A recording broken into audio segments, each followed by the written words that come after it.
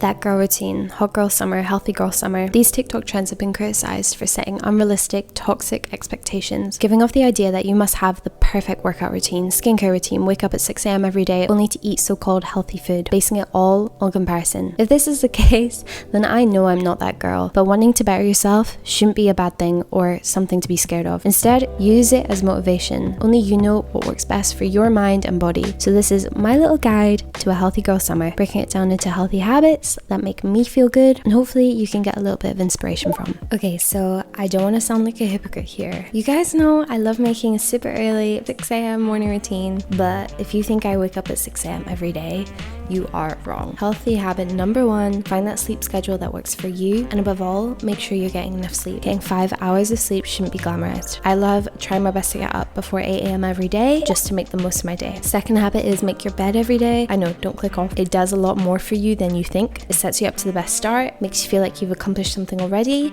On this day, I was actually stripping my sheets because it was fresh sheet day. I can 100% tell the difference on the days where I don't drink enough water and the days that I do drink water throughout the whole day. Staying hydrated from the morning onwards not only is good for your skin and general health, obviously, but I feel more energized on those days. I love starting my day with lemon water in the morning. It makes you feel so refreshed. It wakes me up a bit. I've been using this water bottle from Amazon to help keep me on track throughout the day. I love how it has the little time marks. I wish I was better at this one. I really do. Keeping up with journaling or diary entries, anything that allows time for self-reflection and gratitude is so important. I find this helps me understand my emotions a bit better, what's going on in my life, writing down any thoughts. This journal from Inspired Stories has a little healthy habits tracker each day, which I love. There's only 3 habits, so it feels manageable. Finding time once a week, ideally at the end of the week, to prepare and plan for the next, helps me feel kind of less anxious about the next week and less overwhelmed about things I need to do. Breaking it up into smaller chunks and seeing that workload across days really helps it become manageable, and I find sets me up for success. I don't like to overly plan things like by the hour because it stresses me out if I'm not sticking to it, but having goals for your week never hurts. I've actually been in a bad habit of going to work without eating breakfast recently, which I really don't like. It means that I'm hungry. It means that I'm not as productive in the morning because my body isn't fueled. Prioritizing just a little bit of time every morning to make breakfast or eat something is not only a healthy habit, but it means I'm less likely to snack on random things throughout the day. It just really makes a whole impact on the rest of your day.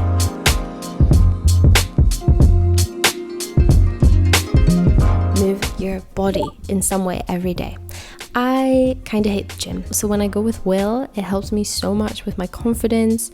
He is like my little personal trainer. I'm quite lucky to have him, obviously, and it means I can experiment on new things that I wouldn't try by myself. Trying to make working out not feel like a chore is something I've been working on for a while. Fitting exercise into your schedule helps improve your day so much. I feel so much better when I've worked out, and that can look like just a walk, a jog, stretches at home, or a full-blown marathon, literally whatever works for you.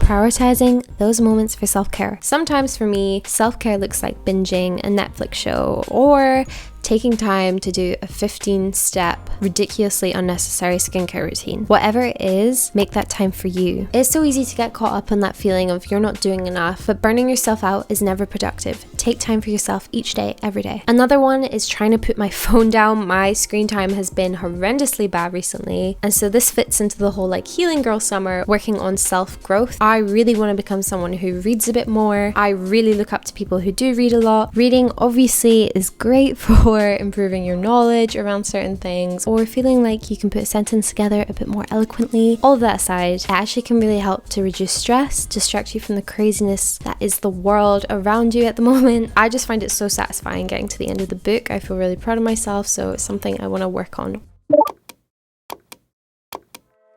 Okay, so since we're on the topic of self-care, I want to talk to you guys about a topic that somewhat feels still taboo to talk about, which I don't think is right. I think a lot of people find it uncomfortable to talk about this. I realize the more I open up these conversations with like close friends, etc., the healthier it is. And that conversation is your sexual wellness. And so I want to take a moment to talk to you guys about today's sponsor, CHEEX. So if you've never heard of them, CHEEX is a subscription-based sexual wellness platform, and every member gets access to authentic adult films, erotic audio stories, expert-led workshops on sexual wellness, and a taboo-breaking magazine. You can pay monthly or yearly. Obviously, a lot of adult content online is very easily accessible. You can also access it completely for free. That does not mean that it's been ethically produced. CHEEX is all about supporting their creators, ensuring everything is completely consensual, everyone is being paid, and it's just generally a safe space for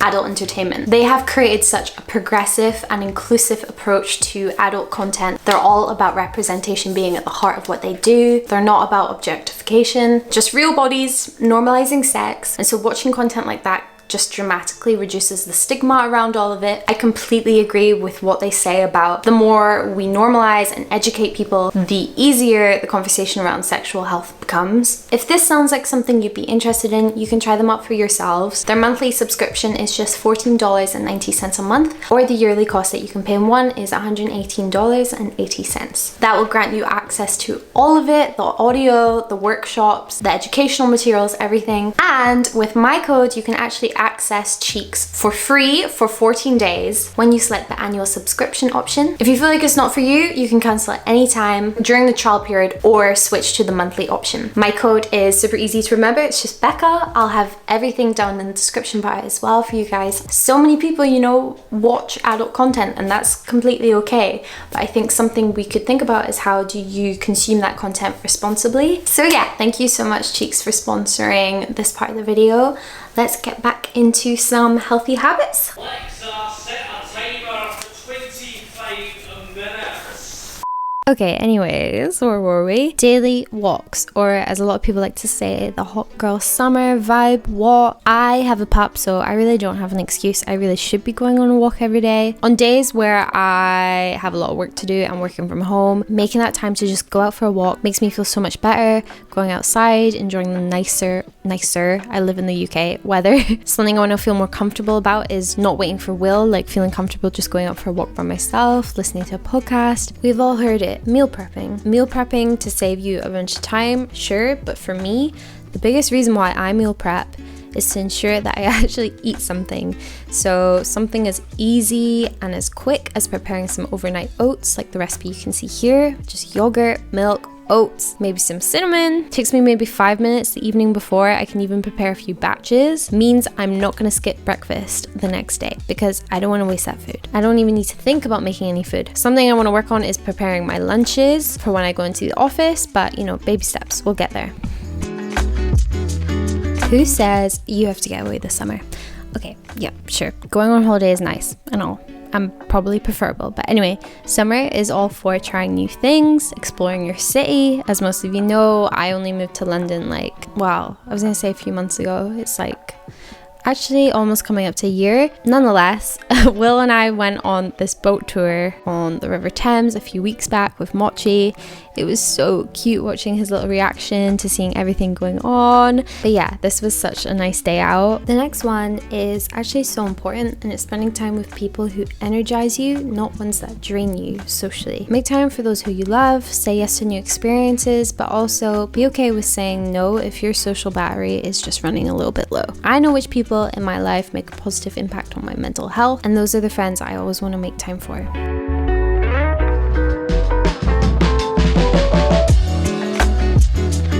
Finding balance and eating intuitively, I know, is the key to having a healthy relationship with food. For me, I can't stress that enough. This is for me.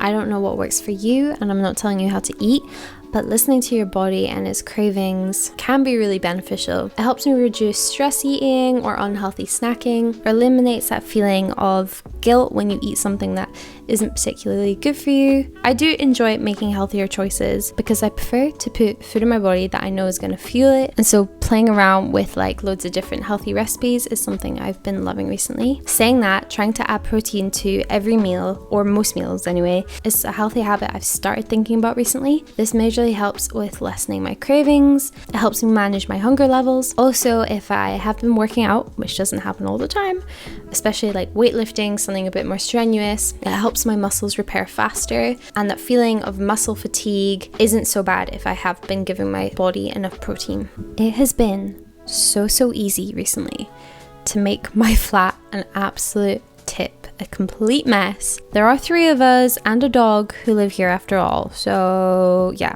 pretty easy, but to keep it clean is a whole lot of effort, or at least it feels that way. Getting in the habit of doing a little bit of cleaning each day is where I really want to be, instead of doing a massive cleanup on Sunday. Every Sunday I like dread the end of the week to try and get the house in order for the next week. I hate working in a messy environment. I hate sleeping in my room when I know there's laundry all over the floor. This is why a clean environment makes way more of an impact on your general well-being than you probably even realize. The best thing is, once you get in the habit of it, it doesn't even feel like that much of a chore. And so yeah, that is actually all my little healthy habits for a healthy girl summer. That is my little guide. I really hope you guys enjoyed. I loved putting this together. Let me know what videos you want to see next from me, and I hope you have an amazing rest of your day. Bye.